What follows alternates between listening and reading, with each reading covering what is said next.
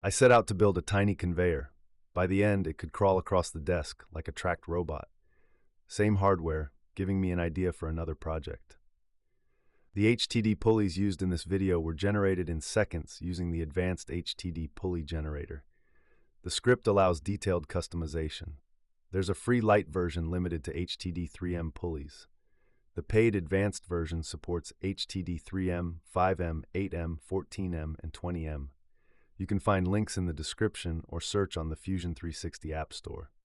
Instead of hours of sketching teeth, I get a perfect pulley in seconds. That means more time designing the machine, less time stuck on timing pulley geometry. A quick word on the second drum. It is split into two parts, and the plan is to insert the larger pulley in between the two halves.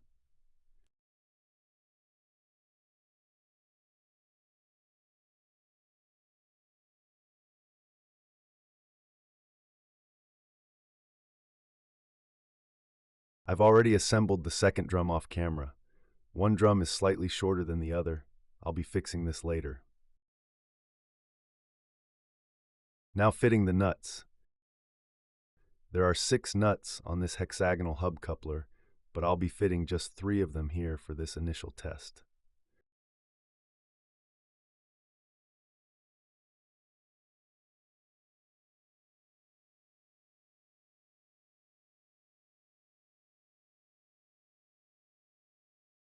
Since I'm only using 3 out of 6 bolts, I'll skip this slot and drop nuts into every other slot.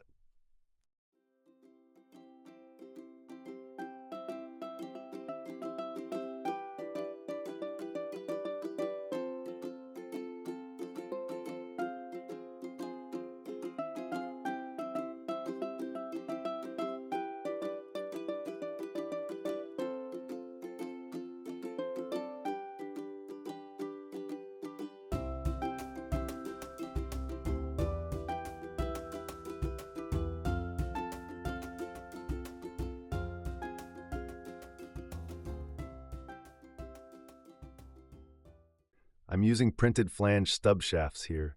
They're 3.5mm discs on one end that transition into shafts on the other, so they act as both couplers and shafts for the drums.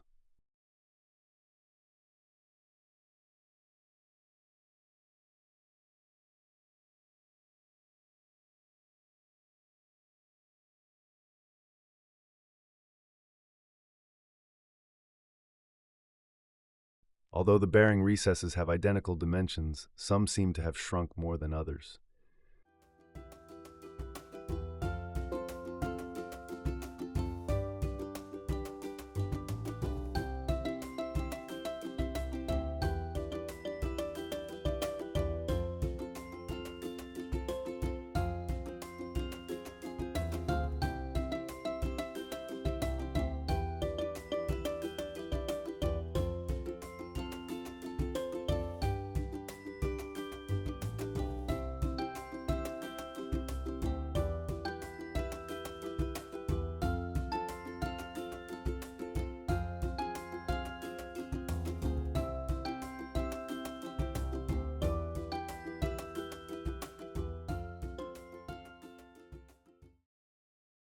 The housing is made up of a base and 2 side plates. Each side is 4mm thick, flat along its length and rounded at the ends.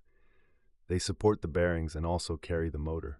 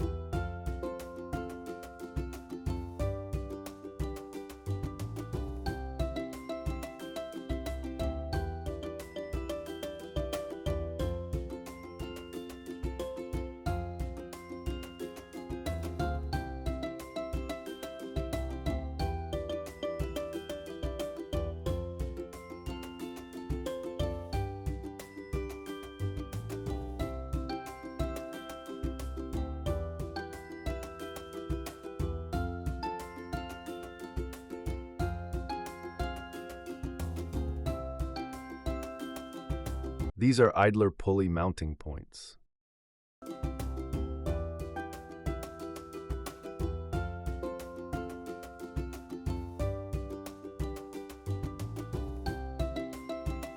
When fitted, the idlers provide tension adjustment for the motor drive belts.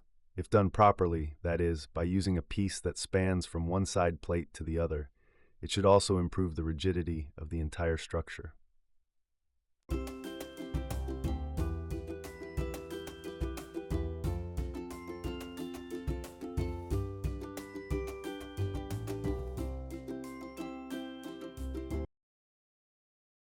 The drums seem relatively free rotating, though belt tension makes one a bit stiffer.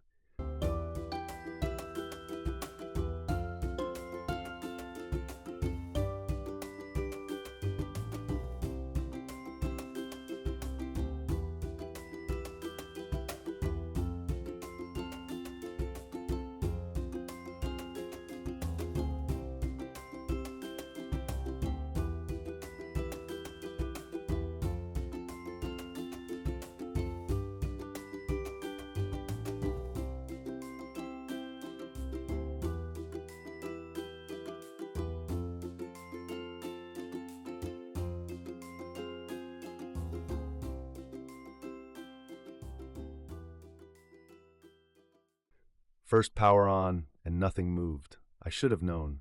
This motor has almost no torque.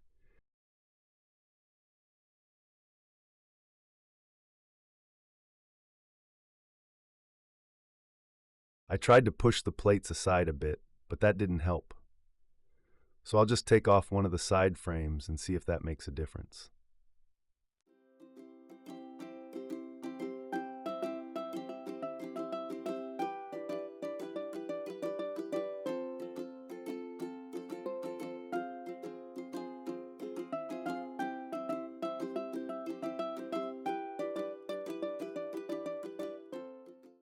Removing one side plate makes it work partially.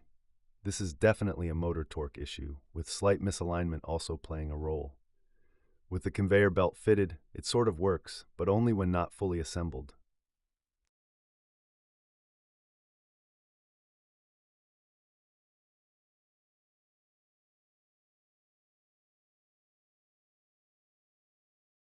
Time for a new plan. I'll use a motor with higher torque, and this requires me to redesign and reprint one side, the side plate that carries the motor. After reprinting and removing supports, I reassembled everything. Since I didn't change the drum, the belt length remains the same. Power on, and now it runs. The conveyor belt is a one-piece, print-in-place design, with a provision to join the two ends using a bolt and nut. To fit it, I feed the belt underneath both drums, then clip the ends together.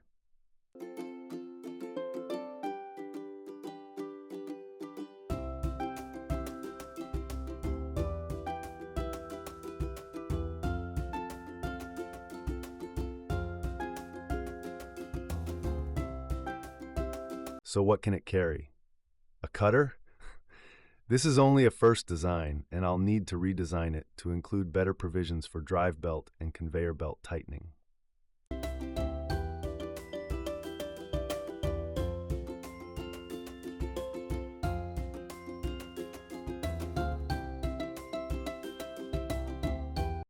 The segmented nature of the conveyor belt reminds me of military tank tracks, so I decided to flip it upside down. And yes, it moves. It works like a crawler. This has already given me an idea for another project.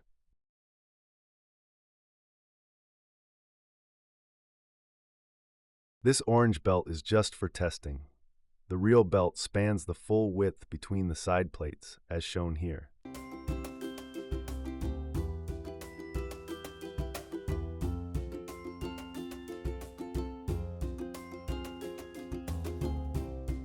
Okay, that's it for now. If you like this project, please like the video and subscribe for part 2.